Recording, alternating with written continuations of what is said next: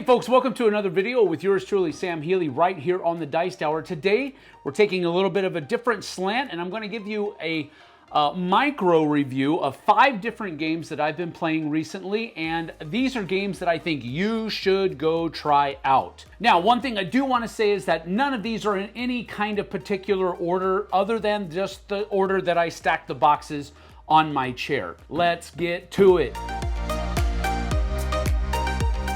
The first one I want to talk about today is this one right here, Star Wars Battle of Hoth. Now, I have loved Memoir 44 for a very, very long time. Really have enjoyed it. I have most of everything that you can have from Memoir 44.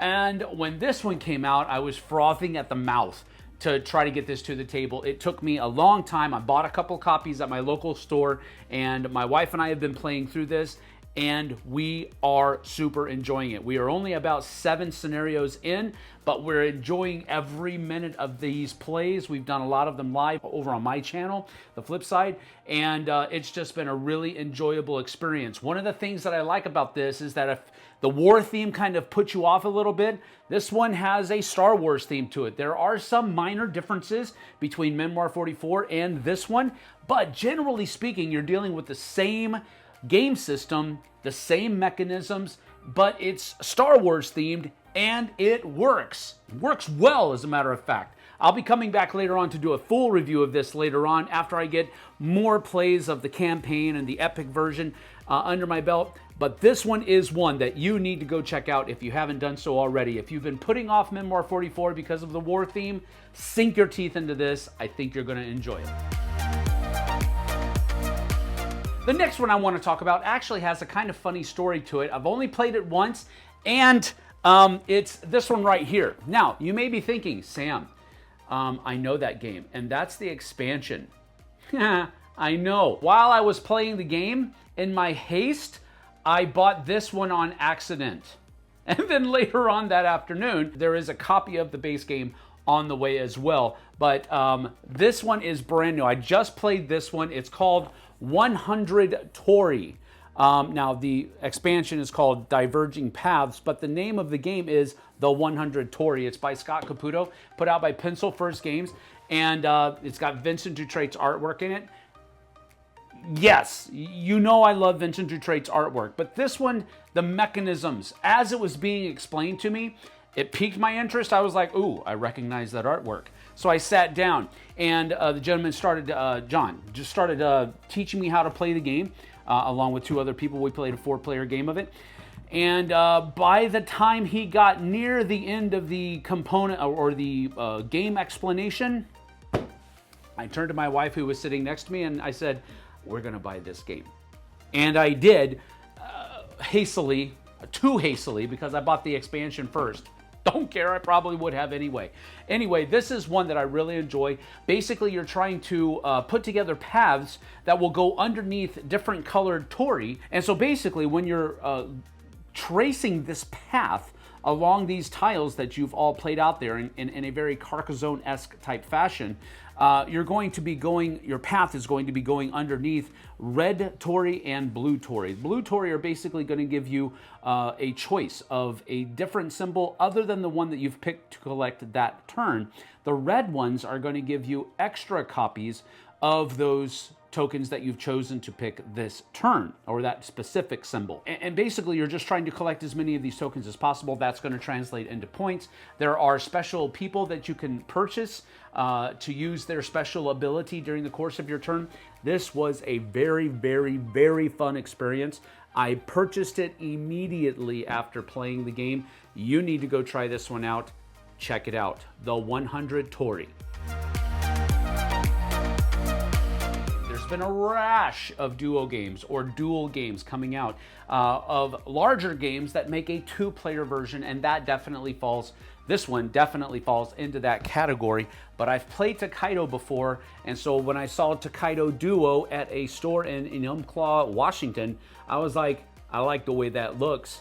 That Stonemaier symbol right there tells me it's probably a good game, so let's give it a whirl. And sure enough, played it with JT on a live stream last week. Really, no, not last week, week before last, and I really did enjoy it out of the two. We played this one and we played Isle of Cats Duel, and I liked this one way more than that other one. So I just want to say that to begin with. Basically, with this one, you have 3 different people that you're manipulating through the course of the game. You are moving your pilgrim around the outside track of the board. You are moving your artist within different zones inside that track. And then you're also moving around your merchant. You're moving your merchant around between certain points of that outside track and cities inside that track to try to earn money. And basically, each one of those people has a track that you are trying to max out. When you max out one of any of those tracks, the game's going to end and you're basically going to score points. The pilgrim is going to score points based upon how many temples he visits, multiplied by how many gardens he visits. The merchant is just going to score a number of points equal to how many gold plates that he has accrued enough money to pick up. And then the artist is giving away pictures that he or she has painted, and the more pictures they give away, the more points they're going to score. And once one of those tracks is maxed out on one of the 2 players' boards, that's going to end the game, and whoever has the most points is the winner. Really, really fun duo game. Check this one out, Tokaido Duo. This next one was another one that I picked up in Enumclaw, and I just liked the artwork, and it's called Small Islands. Now, this is also another Carcassonne-esque style of game, but I don't mean that it is a clone, much like that I don't mean that the 100 Torii was a Carcassonne clone. Definitely not. They both share the same mechanism, and that is tile placement. And you have to place those tiles in a very Carcassonne-esque kind of way where all of the different sides will match each other. But that's where the similarity really ends in both of those games. So this one, you are trying to put together these different islands, and you're trying to do so in a different way each round, because you're going to be playing an objective card on your turn that is going to tell you what kind of islands you'll be able to put your clan houses out onto and score points with them.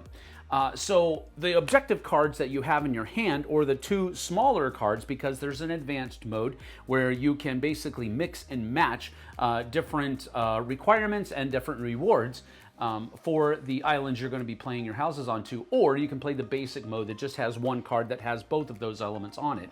Anyway, you're scoring points based upon where you place your houses and how you're able to score points on that particular island based upon your rewards card or your objective cards. Really a fun game. It's only 4 rounds. It goes pretty quickly. There is a slight amount of analysis paralysis that's hidden within the mechanisms here. And you will find people that are trying to min-max their turns as much as possible. And there you have it.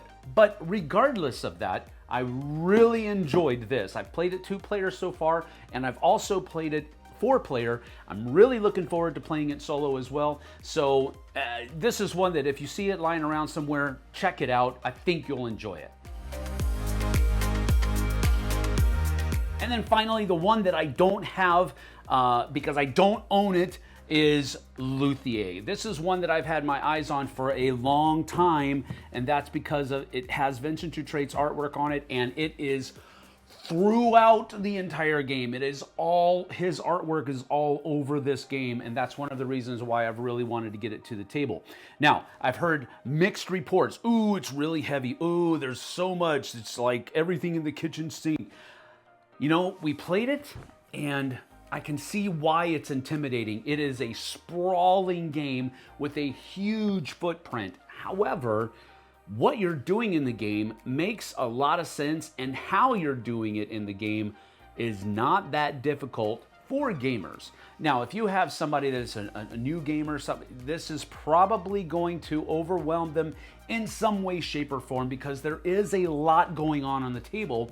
However, the theme does a lot. You're basically making instruments that are going to be used in different concerts, and the instrument that you make, it is going to determine how much it's used or how well it's used or what have you, and it's going to give you different a different amount of points either during the game or at the end of the game based upon when you do it. And boy, I mean to tell you, I can't wait to get this one back to the table. Consequently, I do have a copy of this coming. Some very good friends of mine, the Fromes, have been able to pick up a copy for me at Essen, and we're currently working out how we're going to get it back here. But I'm really looking forward to getting Luthier back to the table. Really enjoyed it. If you have the opportunity, please go try it. Don't be intimidated by it. Sit down, buckle in, and have a great time, and I think you will. Those are 5 games that I've played recently that I really think that you should go check out. Hope you've enjoyed this video. We'll see you guys and gals on the flip side. Take care.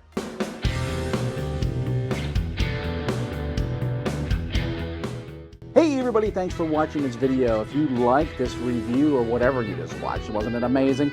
Check out our channel, Dice Tower. We have all kinds of things. We review games, we do top 10s, we play games live. It's all about board games, but especially the people who play them. Check out Dice Tower YouTube channel.